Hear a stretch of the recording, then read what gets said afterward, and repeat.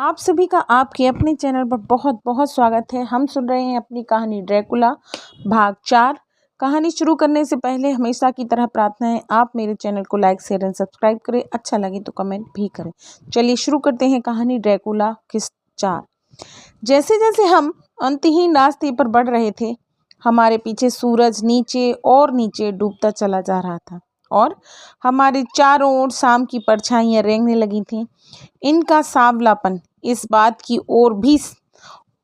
से और भी उभर रहा था कि बर्फीली पहाड़ियों पर अभी भी धूप ढली नहीं थी और वे नाजुक गुलाबी रंग से चमक रही थी। कहीं कहीं हमें चेक और स्लोबाक मिल जाते। सब कुछ किसी खूबसूरत पेंटिंग सा दिख रहा था, लेकिन मैंने ध्यान दिया कि उनमें घेंगा रूप काफ़ी आम था। सड़क के किनारे किनारे बहुत से क्रॉस थे और जब हम उनके पास से गुजरते, मेरे साथी यात्री खुद को क्रॉस करते। कहीं कहीं किसान मर्द और औरतें किसी दरगाह के सामने झुकते दिखते, जो हमारे पहुंचने पर पलट कर भी ना देखते और ऐसा लगता कि वे आस्था में स्वयं को खो चुके हैं और बाहरी दुनिया के लिए उनकी आंखें और कान बंद हैं। बहुत सी चीज़ें मेरे लिए नई थी।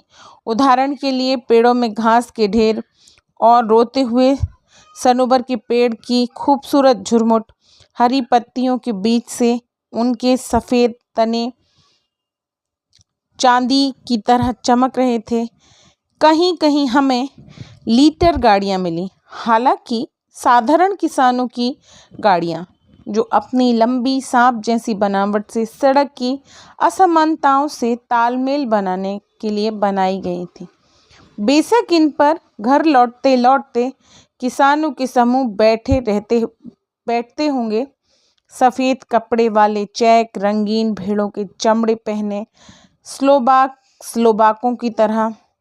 स्लोबाकों के पास बरछीनुमा लंबी लाठियां भी थीं, जिनके सिरों पर कुल्हाड़ियां लगी थीं। जैसे जैसे शाम गहराने लगी, सर्दी बढ़ने लगी और बढ़ता हुआ धुंधलका अंधेरे की धुंध में घुलने लगा, बलूत बीच और देवदार के पेड़ों पर उदासी की चादर फैलने लगी।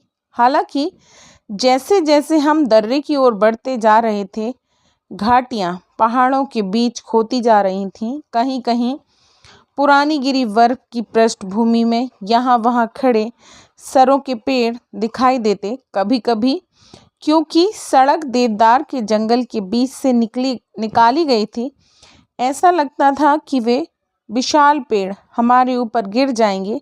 अंधेरे की चादर जिसने पेड़ों को ढक लिया था, अजीब सा गंभीर प्रभाव पैदा कर रही थी, जो उन विचारों और गंभीर कल्पनाओं को उभारने लगा जो मैंने कुछ देर पहले सुने थे, जब डूबता हुआ सूरज अपने साथ अजीब सी राहत भी ले गया।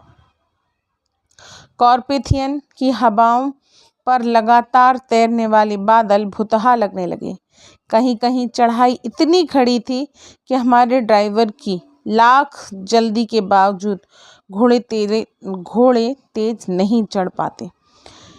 मेरा दिल कर रहा था नीचे उतर जाऊं ताकि वे बढ़ सकें, जैसा हम अपने यहाँ करते हैं, लेकिन ड्राइवर ने कहा, बात नहीं सुनी। नहीं, उसने कहा, यहाँ आपको पैदल नहीं चलना चाहिए, यहाँ के कुत्ते बहुत आक्रामक होते हैं। और फिर उसने उदास हंसी के साथ आगे कहा, और सोने से पहले आपको ऐसी कई चीज़ों का सामना करना पड़ेगा। और उसने बाकी लोगों का समर्थन पाने के लिए उनकी ओर देखा।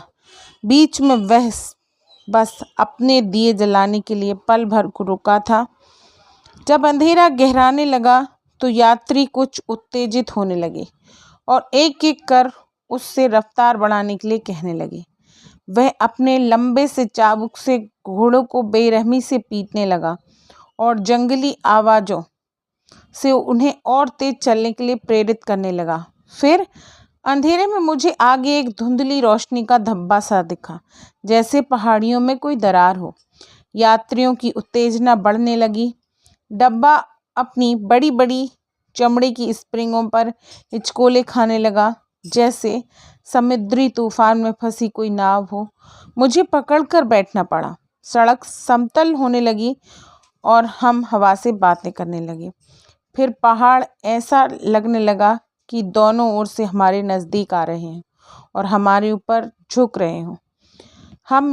हम बोर्गो दर्रे में प्रवेश कर रहे थे। एक एक कर कई यात्रियों ने मुझे तोहफे दिए, जो उन्होंने इतने प्यार और आग्रह से दिए कि मैं मना करने का सवाल ही नहीं उठता था। ये तरह तरह की अजीबोगरीब चीज़ें थीं, लेकिन शुभेच्छाओं और आशीर्वादों के साथ अच्छी नीयत से दी गई थीं।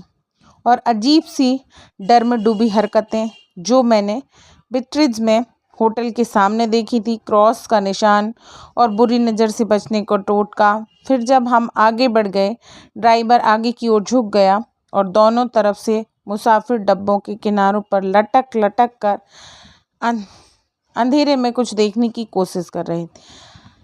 जाहिर था कि कुछ बहुत उत्तेजक चीज़ या तो हो रही थी या होने वाली थी। लेकिन जब मैंने हर यात्री से पूछा, किसी ने मुझे कुछ नहीं बताया। यह उत्तेजना की स्थिति कुछ देर तक जारी रही और फिर अंत में हमने देखा दर्रा पूर्व की तरह खुल रहा है। वहाँ अंधेरा था, बादल हमारे सरों पर मंडरा रहे थे, हवा में भारीपन था। ऐसा लग रहा था कि तूफान आने वाला हो।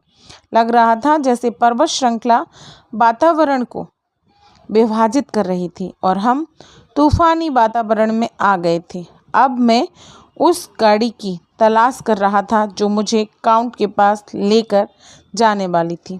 हर पल मैं उम्मीद कर रहा था कि मुझे अंधेरे में दियों की झिलमिलाहट दिखाई देगी, लेकिन वहाँ बस अंधेरा था। वहाँ बस एक ही रोशनी थी, हमारी अपनी गाड़ी के दियों की झिलमिलाती रोशनी, जिसमें हमारे दौड़कर आए हुए घोड़ों के मुंह से निकली भाप सफ़ेद बादलों की तरह दिख रही थी।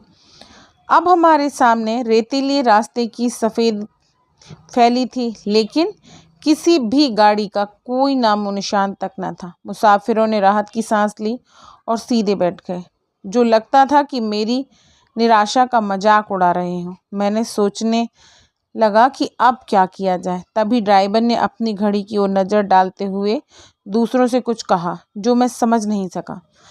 यह इतने धीरे से और इतनी धीमी आवाज़ में कहा गया कि मुझे सुनाई नहीं दिया। समय से 1 घंटा पहले। फिर मेरी तरफ मुड़कर उसने मेरी जर्मन में से भी ज़्यादा टूटी फूटी जर्मन में कहा, ये थी हमारी कहानी काउंट ड्रैकुला भाग 5। मिलते हैं अपनी कहानी भाग 5 में। तब तक के लिए नमस्कार।